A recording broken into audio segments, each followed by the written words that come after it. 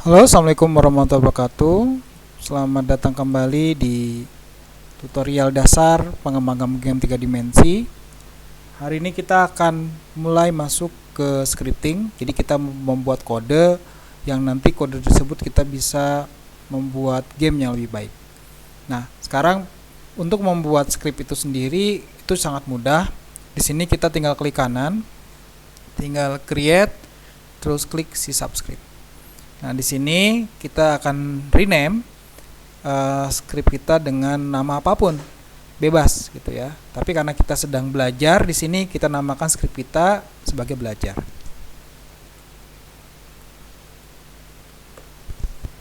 Nah, jika sudah, maka berikutnya kita tinggal tambahkan saja beberapa baris kode yang nanti kita akan coba pelajari maksudnya seperti apa.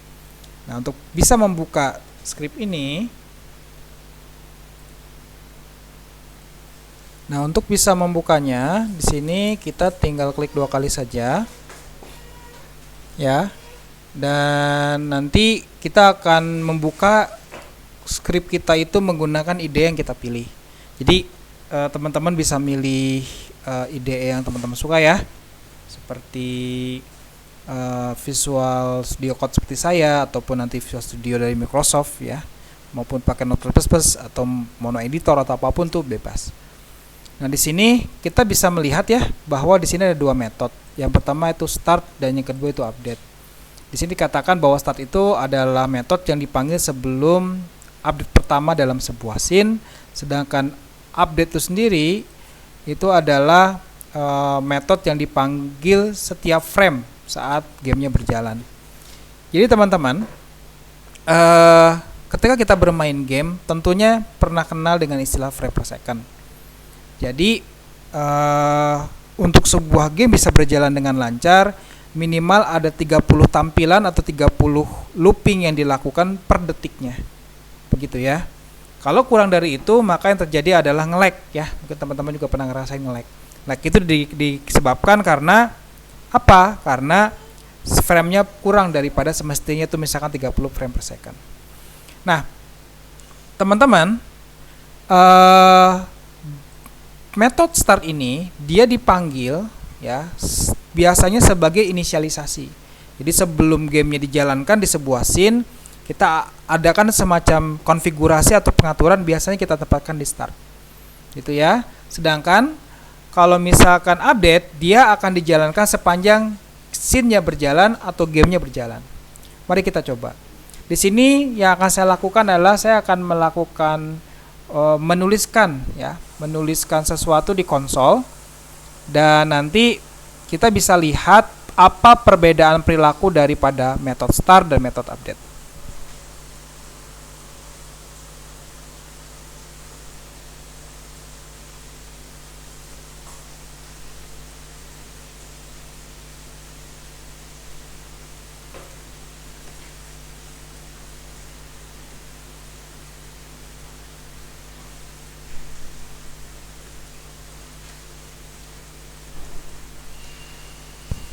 Ya, jadi ini dilakukan di metode start dan ini dilakukan dari metode update. Nah, mari kita jalankan.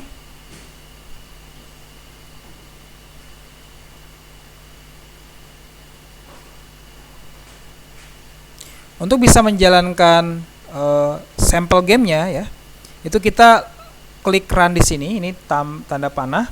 Tetapi jika kita belum memasangkan script kita pada salah satu game object yang ada di sini, maka tidak akan ada dampak apa-apa. Bagaimana caranya supaya script kita bisa berjalan? Nah, misalkan di sini saya buat game object kosong ya, namanya empty game object create empty ya, namanya game object saja. Dan di sinilah saya tambahkan script saya ya, itu belajar. Kita tinggal di add komponen di sini ya, klik add komponen, terus ketik belajar. Nah, jangan lupa save, Ctrl S, dan nanti kalau kita jalanin, maka di bagian konsol ini ya itu akan muncul. Baik, kita pause ya. Ini tombol pause nya nih. Nah, jadi di sini kita bisa lihat bahwa start ini hanya dipanggil sekali ya sebelum scene-nya berjalan, dan sepanjang game kita itu berjalan, maka tulisan yang disimpan dalam metode update akan terus di looping untuk dieksekusi. Nah, itu perbedaan antara start dan update. Oke. Sekarang kita akan mencoba hal yang lebih kompleks dibandingkan itu ya. Jadi di sini kita katakanlah, kita hapus dulu ini. Katakanlah kita punya game objek 2 ya. Yang pertama itu ada kubus ya. Dan di sini biar jadi ciri ya, saya tambahkan material.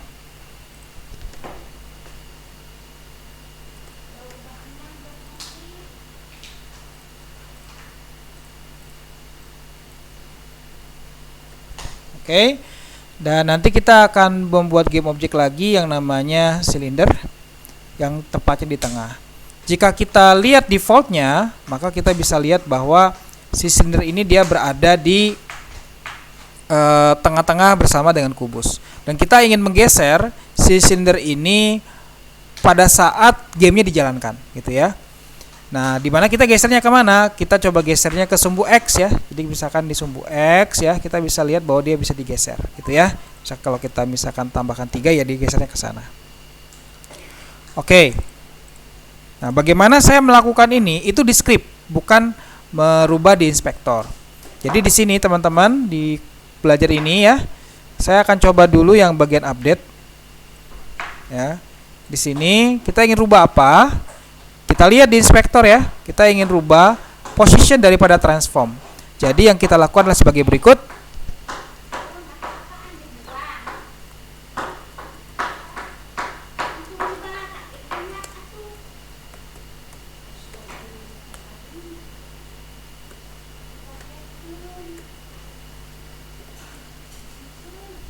Ya, jadi di sini kita memiliki 3 sumbu X, Y, Z. Ingat ya bahwa kita bermain di dunia 3 dimensi, jadi ada 3 sumbu.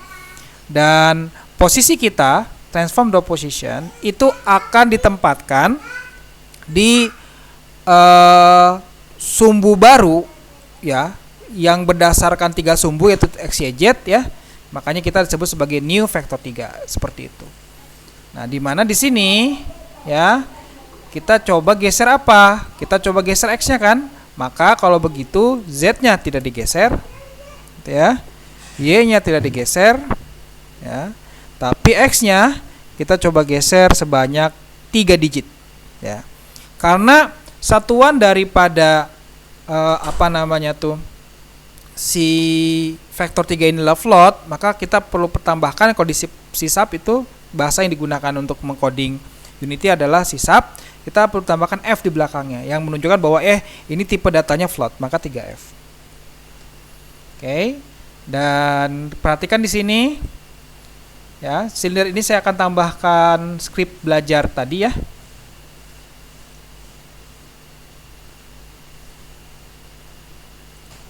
Nah, di sini saya tambahkan belajar di sini. Oke. Dan berikutnya kalau misalkan saya tekan gitu ya,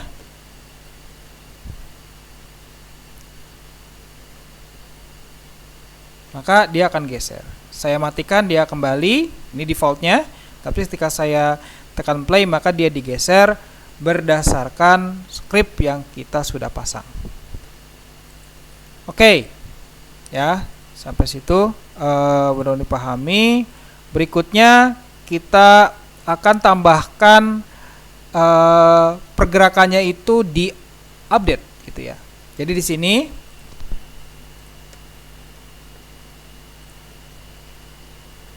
ya, kita coba untuk menggerakkannya secara digesernya itu kelihatan ya, pergeserannya tidak langsung loncat gitu ya. Nah, itu bisa dilakukan di update. Kenapa? Karena di update itu dia pergeserannya itu bisa diulangi gitu ya, sesuai dengan frame-nya. Oke, nah ini adalah script kita yang barusan. Bagaimana konsepnya? Ya, ini mungkin cara yang paling dasar ya.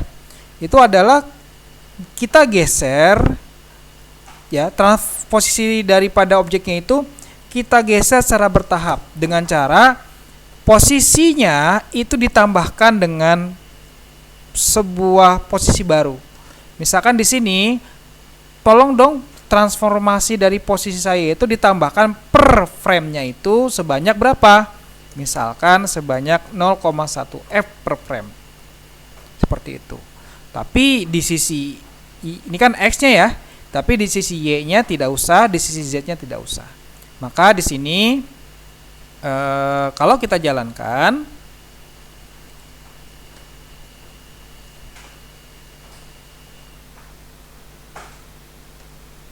ya kita bisa lihat bahwa dia bergeser. Nah sekarang bisa nggak Pak kalau saya mengubah posisinya itu lebih dari satu sumbu? Bisa, misalkan di sini 01 F ya untuk Y. Jadi kita geser per frame-nya itu menambahkan posisi dari transformasi objek tersebut itu per frame-nya yaitu 0,1 digit terhadap sumbu X dan 0,1 digit terhadap sumbu Y. Maka hasilnya sebagai berikut.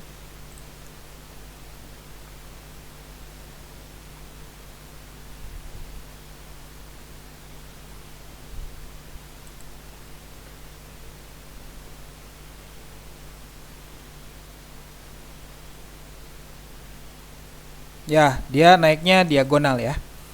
Baik, teman-teman, mungkin begitu dulu terkait dasar scripting ya di game 3 dimensi. Berikutnya kita akan belajar bagaimana caranya mengontrol objek lewat inputan keyboard.